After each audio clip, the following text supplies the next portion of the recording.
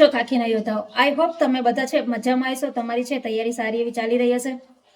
આજના વિડીયોમાં છે આપણે જેટલા પણ લોકોનું છે રનિંગ કમ્પ્લીટ થઈ ગયું છે એ લોકોને આગળ શું કરવું એના વિશે છે એ વાત કરશું. જેટલા લોકોનું રનિંગ બાકી છે એ લોકોને આગળ છે કઈ દિશામાં વધવું એ લોકો વિશે વાત કરશું. જેટલા લોકો રનિંગમાં ફેલ થયા છે એ લોકોને હવે આગળ કયો રસ્તો લેવો એના વિશે પણ આપણે છે આજના વિડીયોમાં થોડી ઘણી ચર્ચા કરશું.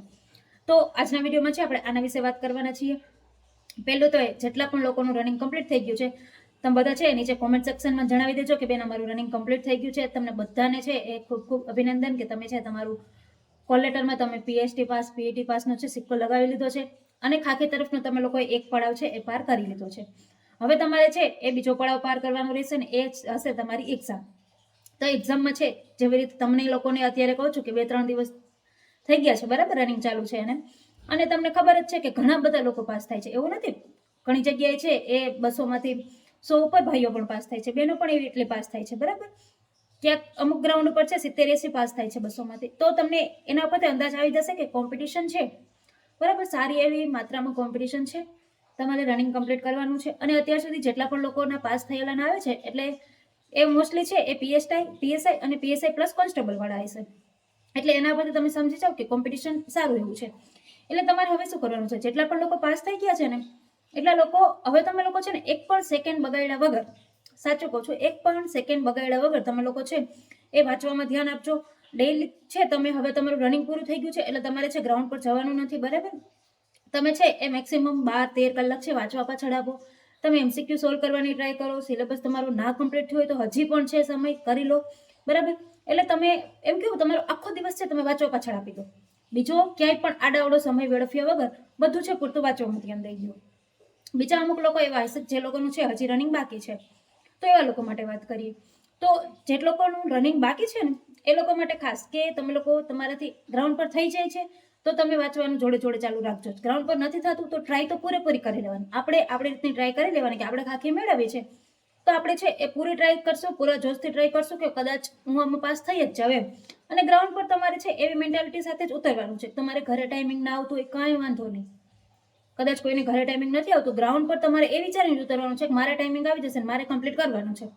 ત્યાં છે તમારે મગજમાં એ બીક લઈને નથી ઉતરવાનું કે મારે તો ટાઈમિંગ નથી આવતું, હું શું કરીશ, મારે આમ થઈ જશે, હું ફેલ થઈ જઈશ. આવી મેન્ટાલિટી નથી રાખવાની.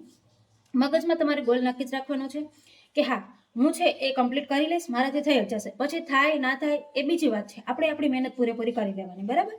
અને એક વાત એ કે જે પણ સિચ્યુએશન આપણી સામે અમુક લોકોની આવે છે બરાબર, ઘણા લોકોને તમે જોયા હશે કે અમુક લોકોને એવું પણ હોય છે કે અમે છે 1-2 દિવસની પ્રેક્ટિસ કરી હતી ને અમે ગ્રાઉન્ડ ક્લિયર કરી લીધું. અમુક લોકોને એવું હોય છે કે ઘણા ટાઈમથી લાંબા ટાઈમથી પ્રેક્ટિસ હતી તેમ છતાં પણ અમુક સેકન્ડ માટે રહી જાય છે બરાબર. તો જે લોકો છે વધારે મહેનત કરીને દોડે છે, મોટિવેશન લઈને દોડે છે કે દોડી જ લેવું છે એવા લોકો માટે પણ ખાસ કે તમારી બોડી કાંઈ તમને એવી સાઇન આપે તો પછી ઊભું રહી જવું એવું કાંઈ નથી કે તમારે છે આ પાસ કરવી ને કરવી, આ છે જિંદગીની છેલ્લી દોડ છે એવું નથી. ખાખી મેળવી છે એ વાત સાચી છે, પણ તમને એમ કહો કે તમારી સામે જે 2-3 કેસો આપણી સામે આવ્યા છે કે પ્રેક્ટિસ દરમિયાન છે ભાઈઓની છે એ ડેથ થઈ જાય છે, ત્યાં ગ્રાઉન્ડ પર જઈને થઈ જાય છે. આવું ના થાય એની ખાસ ધ્યાન રાખવાની.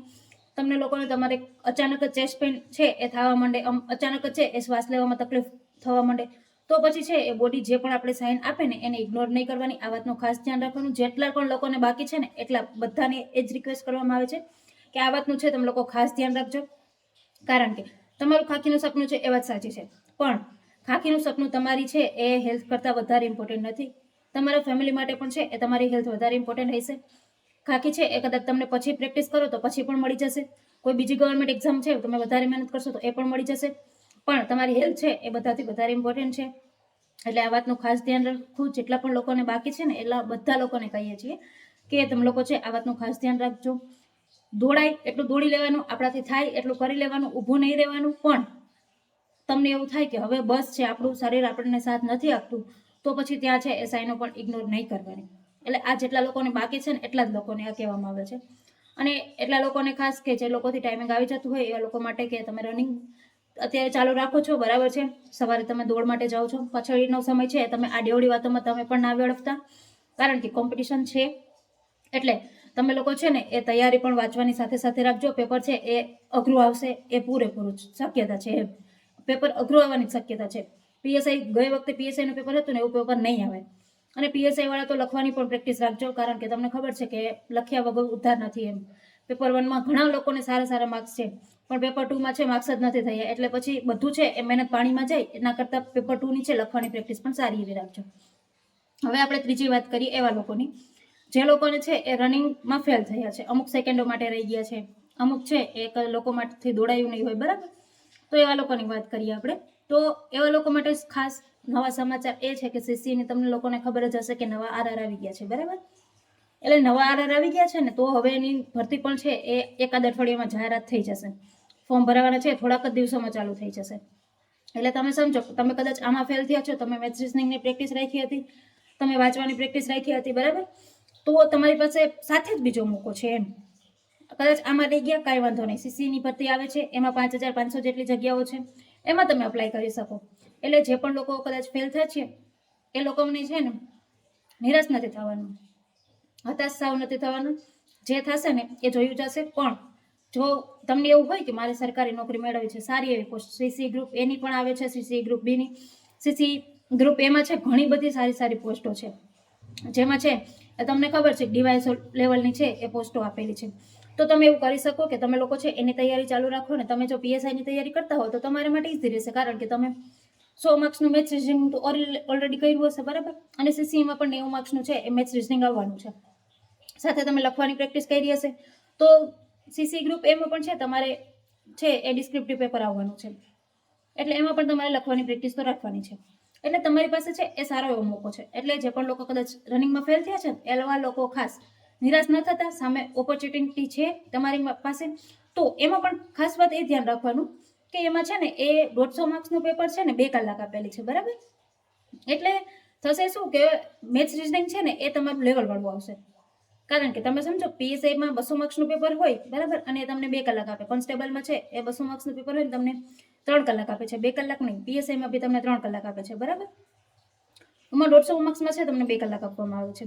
એટલે તમે સમજો કે તમારી પાસે છે ને એ મેથ્સ રિઝનિંગ ઇઝી નહીં આવે. એટલે મેથ્સ રિઝનિંગની છે એ થોડી વધારે પ્રેક્ટિસ કરવી એવું હોય તો કોઈના ક્લાસીસ જોઈન કરી લેવા, અને છે સારી એવી પ્રેક્ટિસ કરવી જેથી તમે છે એ CC ક્લિયર કરી શકો. અને તમને ખબર છે કે તમારે છે PSIની તમે રિટર્ન એક્ઝામની તૈયારી કરેલી હોય, અત્યારે ચાલુ હોય, તો તમને એ CCમાં કામ લાગવાની છે.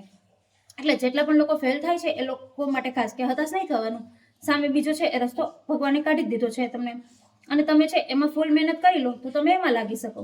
એટલે આજના વિડીયોમાં છે ને આપણે આ જ વાતો કરવાની હતી કે જે પણ લોકો છે એ વધારે કદાચ મોટિવેટ થઈને જાય કે આપણે દોડી જ લેવું છે, એવા લોકો માટે પણ ખાસ કે તમે છે એ રનિંગમાં થોડુંક ધ્યાન રાખીને દોડવાનું.